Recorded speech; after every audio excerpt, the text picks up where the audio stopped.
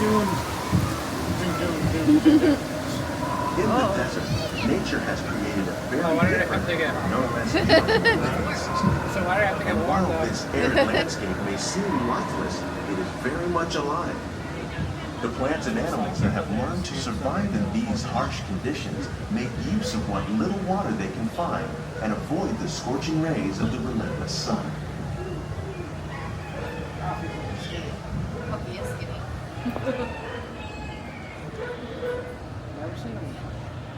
The American prairie once appeared as desolate as the desert, but over time, rainwater and nutrients gradually penetrated the hard surface of this land.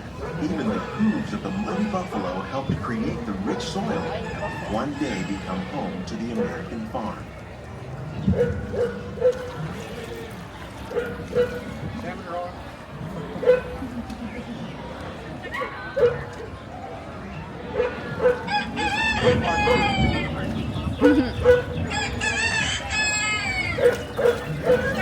Of all the forces at work on the land, humans have had one of the most profound effects.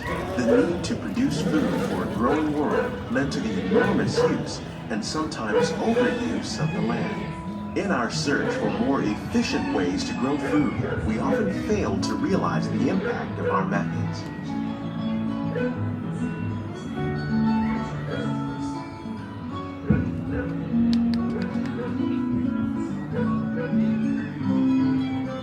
Today, we're learning to live with the land, discovering better ways to grow food that will assure both human and environmental well-being. In the farmlands across America, we're learning that by plowing under vegetation containing natural fertilizers, we can enrich the soil without the use of chemicals. In arid regions, we're learning to produce food on desert seacoasts by developing and planting crops that thrive on salt water. In Japan, we're learning that by mixing leaves and other living materials into our soil, we can make farmland more fertile without the need for chemicals. Here at Epcot, we're learning to reduce the need for chemical pesticides by breeding and using natural predators, like ladybugs and wasps, to control pests.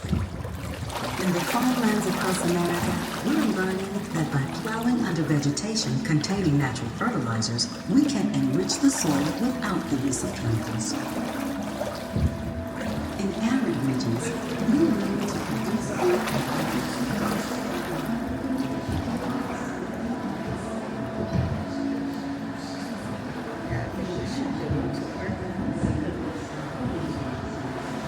How will we meet tomorrow's growing needs for food production, yet still respect the needs of the land? Some of the answers are being discovered just ahead. To help us maintain these carefully controlled ecosystems, and for your safety, please remain seated in your boat at all times.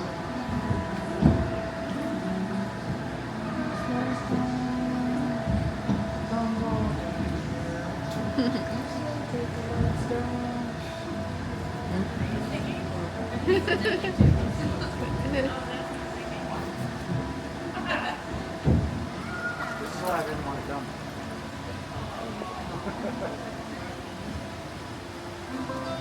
No support.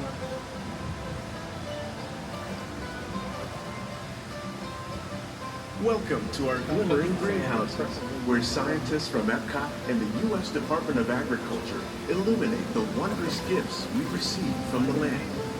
Join us as we ring in the most bountiful time of the year.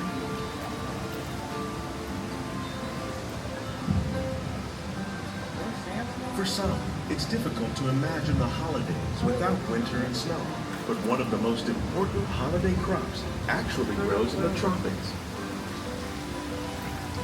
For centuries, farmers in Central America have cultivated cacao to make chocolate.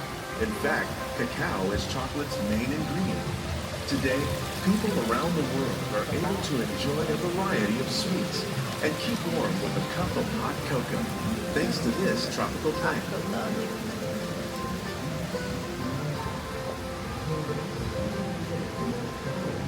Grab Katie some hot cocoa.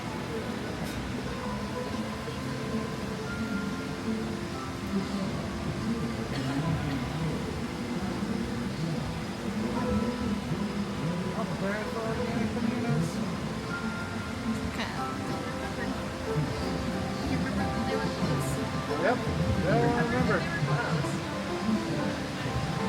Don't remember that there were bananas on the show. Yeah. That's such That one. more banana.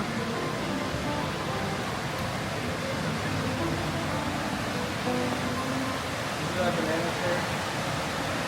Isn't that bananas? Is that Grover Jack movie?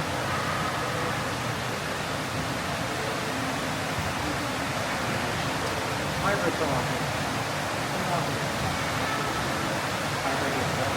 In many holidays, you might not think of kids, but seafood is an essential part of many festive meals. In parts of southern Italy, family and friends gather once a year to celebrate the opportunity of a 7-course seafood dinner. Tilapia, bass, and shrimp, like the one raised here, using our sustainable water systems, make up just some of the dishes served during this great meal. Today, in the United States, the tradition is known as the Feast of the Seven Dishes.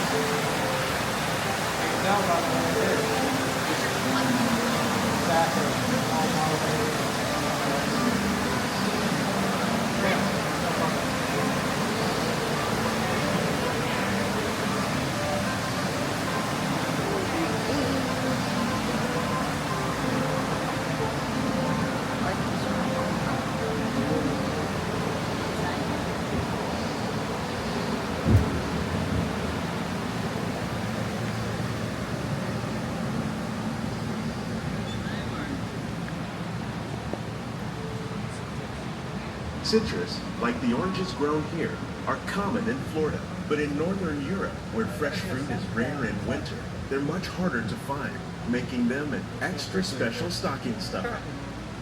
During Chinese New Year, these vibrant fruits are given as gifts of good fortune.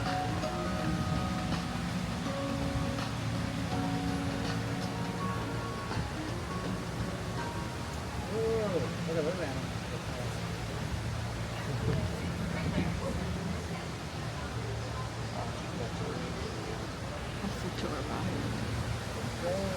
They say it's better to give than to receive.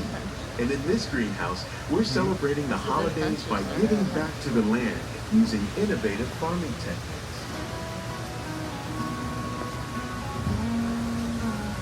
By recycling water, we can give plants rich nutrients. By giving plants ladybugs, we're able to control pests and reduce the need for pesticides.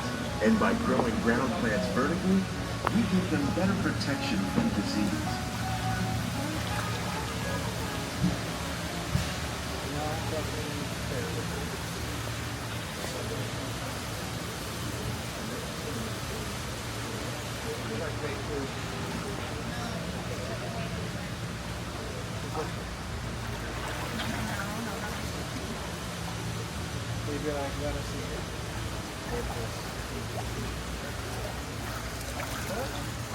With these gifts, our plants can grow an abundance of festive vegetables.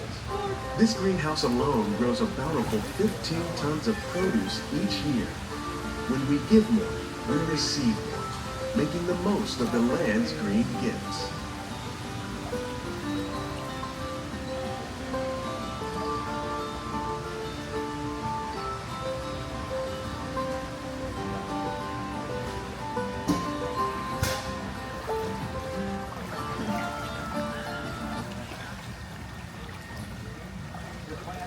Many of the plants you see here help spice up the holiday. The bark of cinnamon trees, like the one growing beside you, is used to make cinnamon sticks.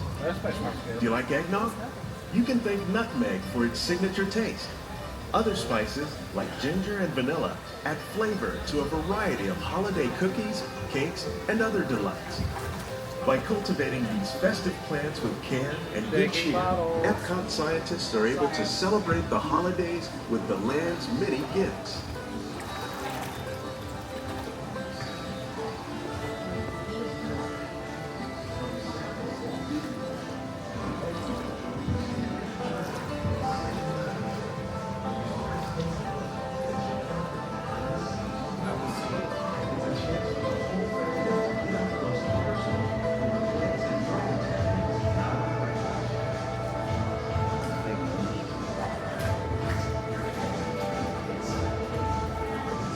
greenhouses represent just a fraction of the work being done worldwide to produce bountiful harvests for our growing population.